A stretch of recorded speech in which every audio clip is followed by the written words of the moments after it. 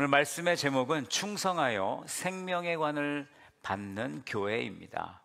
여러분, 배가 아무리 크고 멋있다 할지라도 나침반이 없으면요, 어떻게 될까요? 어디로 가야 될지를 모르겠죠. 그러면 배는 길을 잃어버리게 되고 표류하게 될 것입니다.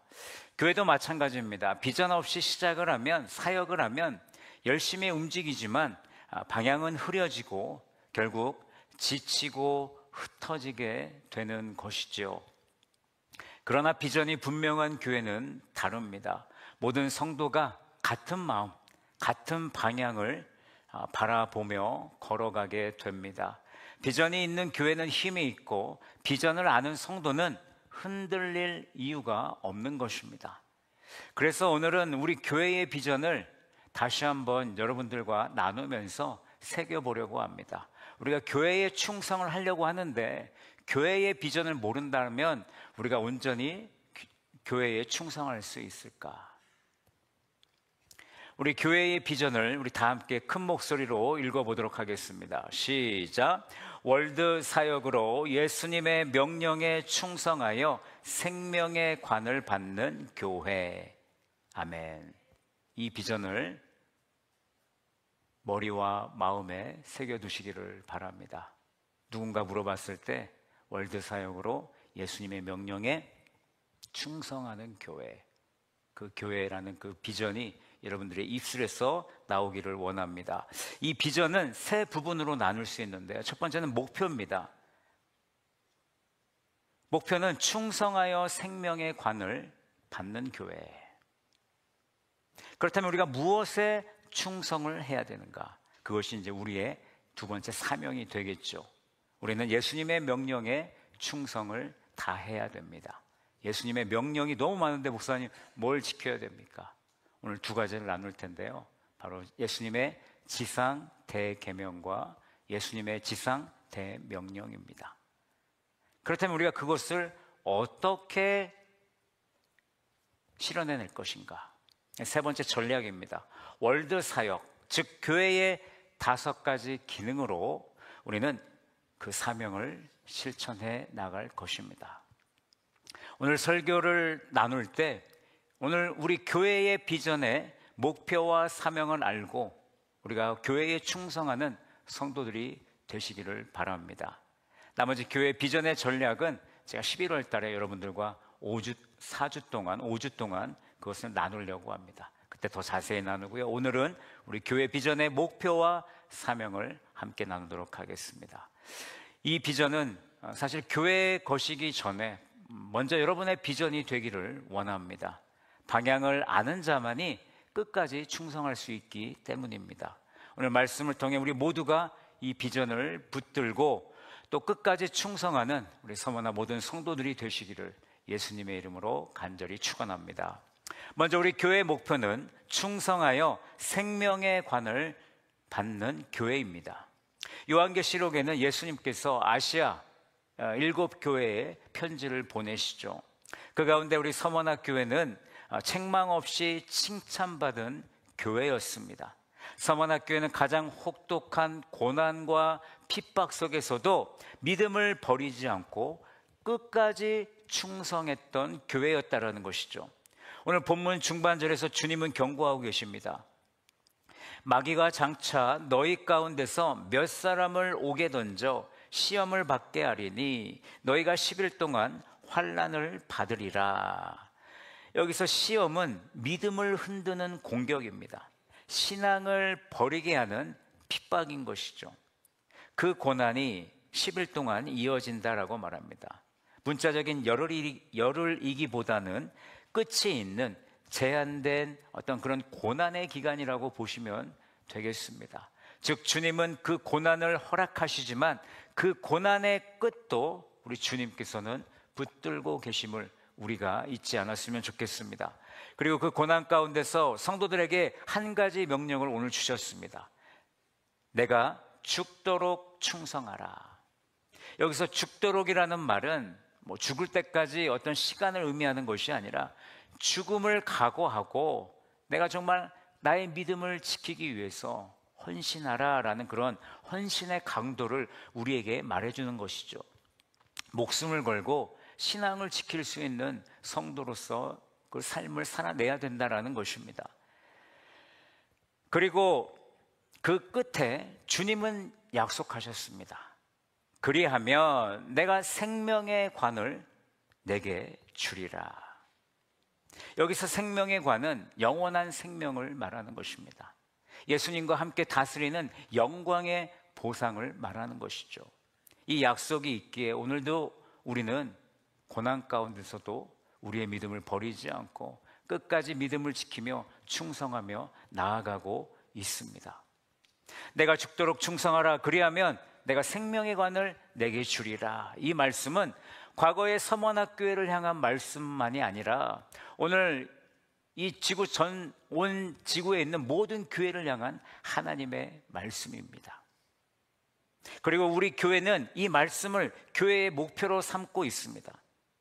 다시 한번 우리 교회의 목표를 한 목소리로 선포해 보기를 원합니다. 다 같이 한번 외칩니다. 시작. 충성하여 생명의 관을 받는 교회. 사도 바울은 이런 확신을 가지고 그는 사역에 임했습니다. 디모데후서 4장 7절과 8절 상반절을 우리 함께 읽어보겠습니다. 시작. 나는 선한 싸움을 싸우고 나의 달려갈 길을 마치고 믿음을 지켰으니 이제 후로는 나를 위하여 의의 면류관이 예비되었으므로. 아멘. 바울은 끝까지 믿음을 지킨 자에게 주어질 오늘 의의 면류관을 확신하고 있습니다. 이 확신 때문에 그는요, 고난 중에서도 흔들리지 않았다라는 것이죠. 고린도전서 9장 25절에서도 바울은 이렇게 선포하고 있습니다. 같이 읽습니다. 시작. 이기기를 다투는 자마다 모든 일에 절제하나니 그들은 썩을 승리자의 관을 얻고자 하되 우리는 썩지 아니할 것을 얻고자 하노라. 아멘. 세상 사람들은 썩어 없어질 영광을 위해서 수고하고 있다라는 얘기입니다. 하지만 우리는 영원히 사라지지 않을 면류관을 바라보면서 우리는 우리의 믿음 생활을 달려가고 있다라는 것이죠. 또한 야고보서 1장 12절과 베드로전서 5장 4절에도 같은 확신을 주는데 성경은 한 목소리로 말하는 겁니다. 고난 중에 충성한 자, 끝까지 믿음을 지키는 자에게는 의의 면류관, 영광의 면류관, 그리고 생명의 면류관을 받게 될 것이다. 주님은 우리의 충성을 하나도 잊지 않으십니다.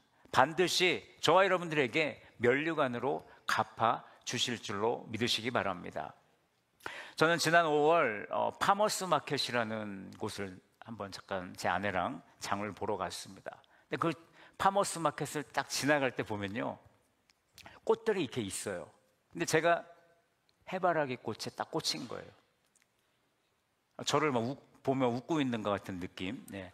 저를 픽업해 주세요. 그런 느낌이었습니다. 그래서 제 아내한테 나 저 꽃을 사고 싶다. 제가 원래 꽃을 별로 그렇게 좋아하지 않는데 꽃을 사고 싶다.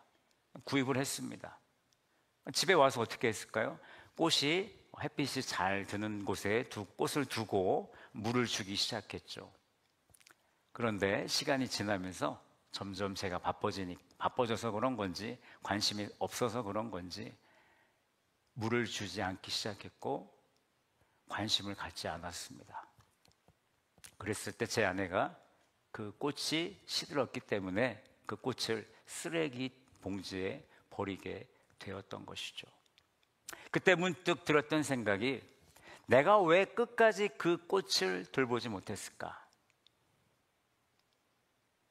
여러분, 신앙도 마찬가지인 것 같아요. 처음에는 누구나 뜨겁습니다. 은혜 받으면 뭐 눈물도 나고 막 기도를 막 오랫동안 하고 막 교회에 막 빠지지 않고 열심히 신앙생활하죠. 하지만 끝까지 충성하는 사람은 과연 얼마나 될까? 진짜 신앙은 처음 그 뜨거움이 아니라 고난 속에서도 지켜내는 믿음인데 나는 진짜 신앙을 가지고 있는가? 우리 주님은 그 고난 속에서도 지켜내는 신앙을 귀하게 여기시는데 나는 그것을 지키고 있는가? 우리 주님께서는 그 신앙에 대해서 이렇게 약속하시죠. 네가 죽도록 충성하라. 그리하면 내가 생명의 관을 너에게 주겠다라고 말씀하십니다. 사랑하는 여러분, 서머나 교회는 칭찬받은 교회였습니다. 가난했습니다. 하지만 믿음은 풍요로웠죠. 고난을 당했지만 예수님께서는 그들을 귀히 여기셨습니다. 왜입니까? 그들은 끝까지 충성했기 때문입니다. 주님은 오늘도 우리에게 묻고 계십니다. 너는 고난 앞에서 어떤 태도를 취하고 있니? 편안함을 택하겠냐? 아니면 충성을 택하겠냐? 오늘 우리는 서머나교회의 본을 따라서 고난 속에서도 믿음을 지키며 충성하는 삶을 살기로 결단하는 우리 모두가 되기를 간절히 소망합니다. 그 충성의 끝에서 우리 주님께서는 이렇게 말씀해 주십니다. 내가 생명의 관을 너에게 주겠다. 그 생명의 관을 사모하며 오늘도 묵묵히 주님을 따라가며 교회에 충성하는 우리 서머나 모든 성도들이 되시기를 예수님의 이름으로 간절히 축원합니다. 자, 그렇다면 우리 교회가 충성해야 될 것은 무엇일까요? 제가 서론에서 말씀드렸지만 우리는 예수님의 말씀에, 예수님의 명령에 충성하는 성도들이 되어야 됩니다. 저는 이것을 우리의 사명이라고 믿습니다. 첫 번째, 우리의 사명은 예수님의 지상 대명령에 충성하는 것입니다. 예수님은 승천하시기 전에 분명히 제자들에게 말씀을 주셨습니다. 우리는 그것을 지상 대명령이다라고 말을 합니다. 지상 대명령은 마태복음 28장 19절과 20절에 기록되어 있죠. 우리 그 말씀을 우리 함께 읽어봅니다. 시작. 그러므로 너희는 가서 모든 민족을 제자로 삼아 아버지와 아들과 성령의 이름으로 침례를 베풀고 내가 너희에게 분부한 모든 것을 가르쳐 지키게 하라. 볼지어다 내가 세상 끝날까지 너희와 항상 함께 있으리라 하시니라. 아멘. 오늘 예수님은 먼저 가라고 말씀하셨습니다. 여기서 가라는 것은 지속적으로, 의도적으로 움직여야 된다는 뜻이죠. 곧 정적인 신앙에서 벗어나서 능동적인 신앙인의 그 자세를 가져야 됨을 우리에게 말씀해 주고 있는 것입니다. 가는 목적은 무엇입니까? 모든 민족을 제자로 삼는 것입니다. 선교지에 가라는 뜻만이 아니라 내 주변 사람들에게 복음을 전하고 그들이 그리스도의 제자가 되도록 도와주는 역할을 우리가 감당해야 된다라는 것이에요. 그리고 예수님은 복음 전파의 구체적인 방법도 우리에게 말씀해 주셨습니다. 침례를 베풀라. 그럼 침례를 베풀려면 누구에게 침례를 베풉니까? 믿음이 있는 자에게 침례를 베푸는 거죠. 예수님이 나의 구원자시오 나의 주인이심을 고백한 자들에게 우리는 침례를 베푸는 겁니다. 그래서 우리는 믿는 자들을 세우는 역할을 끊임없이 해야 되는 것이고요. 그리고 가르쳐 지키게 하라. 복음을 삶으로 살아내게. 우리는 예수 그리스도의 말씀을 그들에게 가르쳐 지키게 해야 하는 것입니다.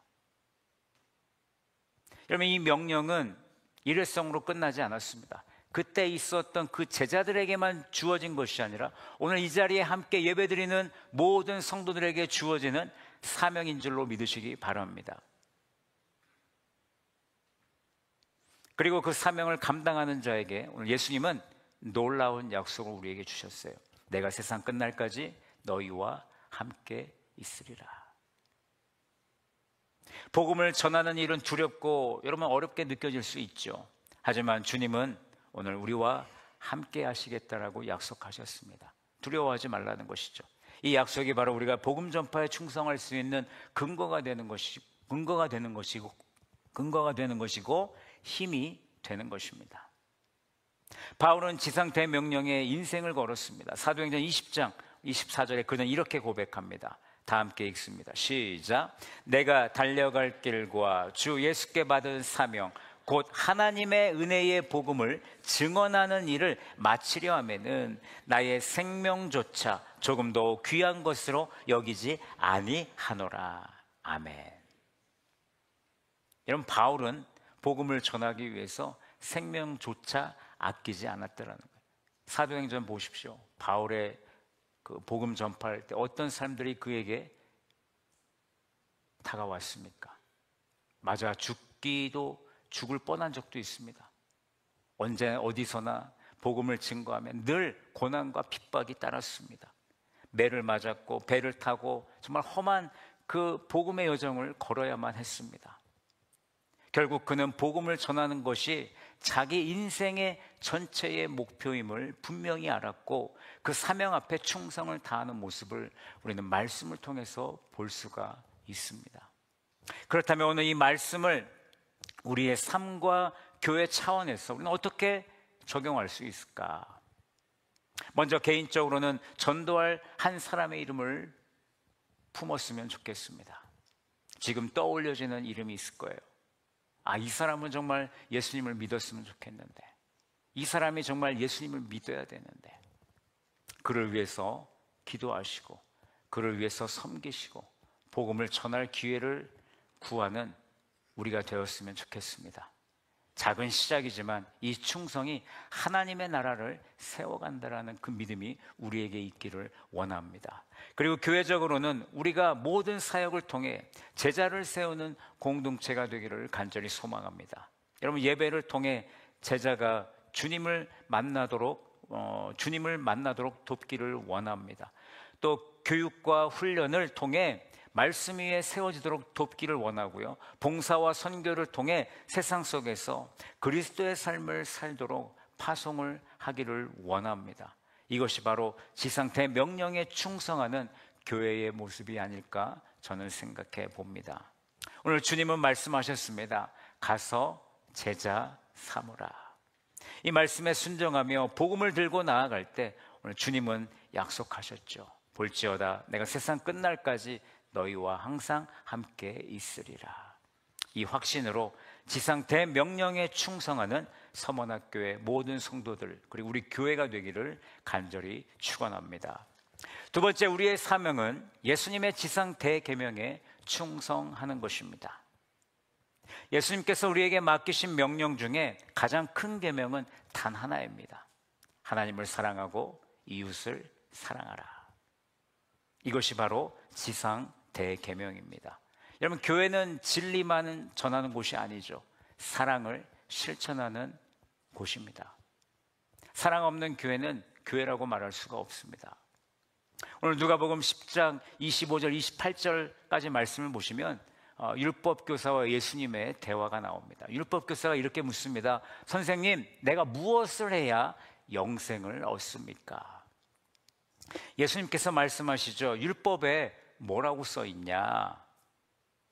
율법교사가 대답합니다. 내 마음을 다하며 목숨을 다하며 힘을 다하며 뜻을 다하여 주 너의 하나님을 사랑하고 또한 내 이웃을 내 자신과 같이 사랑하라 하였나이다. 예수님이 이렇게 대답하시죠. 내 대답이 옳도다. 이를 행하라. 그리하면 살리라. 여러분, 이 대화에서 예수님은요, 어떤 복잡한 신학의 주제를 나눈 것이 아닙니다. 한마디로 요약된 계명을 말씀하셨어요. 첫 번째는 하나님을 사랑하라. 마음을 다하고 목숨을 다하고 뜻을 다하라는 말씀은 모든 존재의 중심은 언제나 우리 하나님이 되어야 된다라는 것이죠. 하나님과의 어떤 그 관계의 신앙의 뿌리를 두라고 말씀하는 겁니다. 여러분, 신앙의 뿌리는 깊어야 흔들리지 않게 되는 것입니다. 하나님의 사랑은 언제나 깊어야 되는 것이죠. 근데 우리는 그 깊음을 하나님이 아니라 자꾸 인간에게, 사람에게 그 깊은 마음을 가지려고 합니다. 두 번째, 이웃을 사랑하라입니다. 이웃을 내 자신과 같이 사랑하라는 이 말씀은 여러분, 자신을 돌보듯 다른 사람을 돌봐라라는 그런 명령이죠. 여러분, 이웃을 사랑할 때는요, 앞에서 말씀드렸듯이 깊이 사랑해서는 안 돼요. 깊이 사랑하는 만큼 내가 상처를 받게 되어 있습니다. 내가 사랑한 그 깊이만큼 상처를 받게 되어 있어요. 그럼 우리는 어떻게 사랑해야 되느냐? 더 넓게 이웃을 사랑해야 된다라는 것입니다. 이 두 계명은 따로 떨어진 것이 아닙니다. 하나님 사랑과 이웃 사랑이 연결될 때 우리의 완전한 신앙이 이루어지는 것입니다. 예수님은 이 계명을 온 율법과 선지자의 강령이라고 마태복음 22장 40절에서 말씀하셨습니다. 무슨 말입니까? 성경 전체의 핵심 정신이 바로 하나님 사랑과 이웃 사랑이다라고 말씀해 주시는 것이죠. 이 말씀 뒤에 예수님은 선한 사마리아인의 비유를 얘기하셨습니다. 어떤 사람이 강도를 만나고 피를 흘리며 쓰러져 있었습니다. 제사장도 지나가고 레위인도 지나갔는데 그들은 모두 누구입니까? 종교적인 열심과 직분이 있는 종교 지도자들이었죠. 근데 그들은 그 피 흘려 쓰러져 있는 사람을 무시하고 지나갔습니다. 그러나 사마리아 사람이 멈춰 섰습니다. 기름과 포도주로 상처에 붓고 자기 짐승에 태워서 주막에 데려가서 간호하고 그 모든 비용을 지불하게 됩니다. 예수님이 이런 말씀을 하세요. 누가 이 강도 만난 자의 이웃이 되겠느냐? 율법교사는 대답하죠. 자비를 베푼 사람입니다.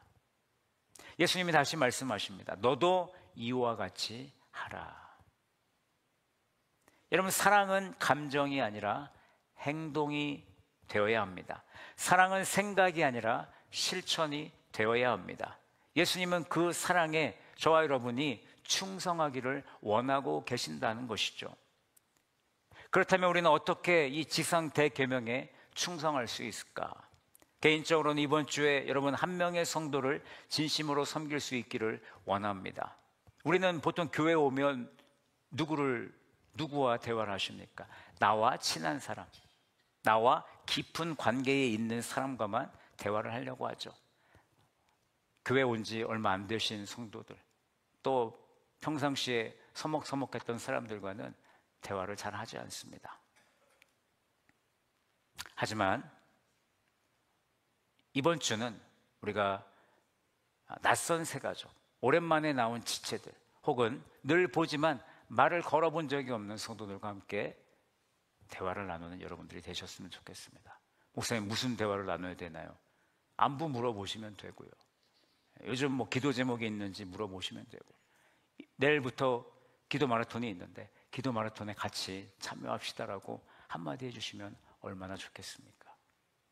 작은 말 한마디, 작은 행동이 여러분 사람을 살리게 되고 공동체를 살리게 되는 줄로 믿습니다. 교회적으로는 우리 교회 모든 사역이 사랑으로 움직였으면 좋겠습니다. 예배를 통해 하나님과의 사랑을 깊게 하고, 교제와 봉사를 통해 이웃을 넘어서 관저동 이웃을 섬기고, 또 이 대한민국을 섬길 수 있는 그런 우리 서문학교회가 되었으면 좋겠습니다. 또한 선교를 통해 그 사랑을 정말 땅끝까지 확장할 수 있도록 우리가 헌신하고, 또 관심을 갖고, 또 기도해 주며, 또 헌금하고 기부도 더 많이 할 수 있는 그런 성도들이 되시기를 바랍니다. 우리 교회가 정말 사랑으로 충성할 때 세상은 우리 안에 계신 그 예수 그리스도를 바라보게 될 것입니다. 사랑하는 여러분, 예수님은 우리에게 복음을 맡기셨고 또한 사랑을 명령하셨습니다. 복음은 사랑이라는 통로를 통해서만 흘러가기를 원합니다. 사랑 없는 복음은 벽에 부딪히게 됩니다. 하지만 사랑 안에서 전해지는 복음은 마음의 문을 열게 될 것입니다. 우리 교회가 하나님의 사랑, 또 이웃 사랑에 끝까지 충성하는 공동체가 될 때 주님은 생명의 관을 예비하시며 저와 여러분들을 기다리고 계시는 줄로 믿습니다. 너도 이와 같이 하라 라는 이 말씀에 순종하는 우리 교회와 성도가 되기를 예수님의 이름으로 간절히 축원합니다. 말씀을 맺습니다. 사랑하는 성도 여러분, 오늘 우리는 교회의 비전을 다시 새겼습니다. 월드 사역으로 예수님의 명령에 충성하여 생명의 관을 받는 교회, 그 교회가 되기를 간절히 원합니다. 이 비전은 우리가 붙잡아야 될 방향입니다. 첫 번째, 우리의 목표는 무엇이냐? 충성하여 생명의 관을 받는 교회입니다. 서머나 교회처럼 고난 속에서도 끝까지 믿음을 지키시기를 바랍니다. 바울처럼 의의 면류관을 확신하며 나에게 주어진 믿음의 경주를 완주하시기 바랍니다. 두 번째, 우리의 사명은 예수님의 명령에 충성하는 교회입니다. 지상 대명령에 충성하여 제자를 세우는 교회가 되기를 원하고요, 지상 대계명에 충성하여 사랑을 실천하고 그 사랑을 살아내는 우리 교회가 되기를 원합니다. 이 두 기둥 위에 우리 교회가 바로 서기를 원합니다. 이제 우리 주님은 저와 여러분들에게 말씀하십니다. 내가 죽도록 충성하라. 그리하면 내가 생명의 관을 너에게 주겠다. 여러분, 충성을 선택하시기 바랍니다. 잠시의 영광이 아니라 주님이 주시는 영원한 생명의 관을 바라보는 우리 모두가 되기를 원합니다. 그날까지 우리 서머나 교회가 끝까지 충성하며 생명의 관을 받는 교회로서의 역할을 잘 감당할 수 있도록 우리 서머나 성도들이 같은 마음으로, 같은 방향으로 함께 나아가기를 예수님의 이름으로 간절히 축원합니다.